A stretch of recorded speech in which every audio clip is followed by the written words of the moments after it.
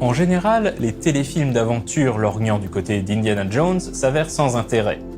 Et puis de temps en temps, les astres s'alignent et les résultats s'avèrent suffisamment frais et fun pour rencontrer le succès et devenir une saga à part entière.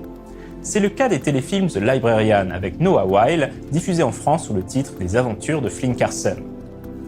Créé par le scénariste David Teacher et produit par Dean Devlin, The Librarian Quest for the Spear raconte l'histoire de Flynn Carson, un jeune homme surdoué qui, la trentaine passée, vit toujours chez sa mère et enchaîne les diplômes universitaires, incapable de se lancer dans le monde du travail et dans la vraie vie. Lorsque l'université finit par le renvoyer, il est donc contraint de chercher un emploi. C'est alors qu'il reçoit une invitation à postuler au poste de bibliothécaire de la Metropolitan Public Library. Il est accepté pour le poste, mais découvre rapidement qu'il ne s'agit pas d'une bibliothèque comme les autres.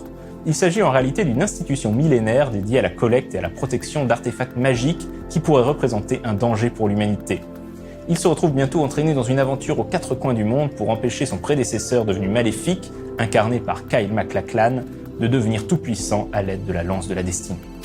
The Librarian est un téléfilm qui compense le côté un peu fauché de sa réalisation par énormément d'humour et de second degré, et un synopsis ingénieux qui prend un malin plaisir à inverser les clichés hollywoodiens.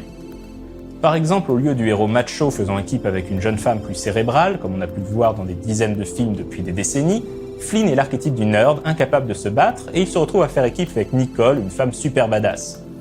Le pari sera réussi. Diffusé sur la chaîne TNT en 2004, The Librarian sera regardé par 7 millions de téléspectateurs américains. Deux autres téléfilms seront diffusés. The Librarian Return to King Solomon's Mines, diffusé en 2006, est probablement le volet le moins inspiré de la trilogie, se contentant de rendre hommage aux aventures d'Alan Quatermain, l'aventurier créé en 1885 par Henry Rider Haggard. Le troisième téléfilm, The Librarian Curse of the Judas Chalice, met Flynn Carson aux prises avec d'anciens agents du KGB qui cherchent à ressusciter Dracula pour créer une armée de vampires. Cette troisième aventure prend place à la Nouvelle-Orléans. Les producteurs ont choisi d'aller tourner là-bas afin de soutenir la région suite au ravage de l'ouragan Katrina. Ce téléfilm met également en scène l'actrice canadienne Stana Katic, désormais mondialement connue pour son rôle dans la série Castle. À partir de 2014, The Librarian deviendra une série télé sous le titre The Librarians, dans laquelle Flynn Carson, toujours interprété par Noah Wyle, est un personnage récurrent. Il s'agit d'une série familiale, fun et sans prétention, clairement inspirée de Doctor Who, dont le showrunner est John Rogers.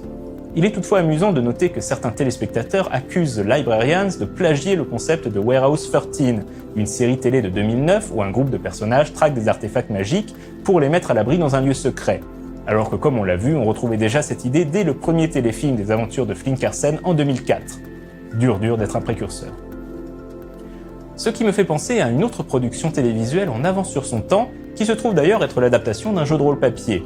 Il s'agit de Kindred the Embraced. Mais ce sera le sujet de la prochaine Minute du Geek. À la semaine prochaine.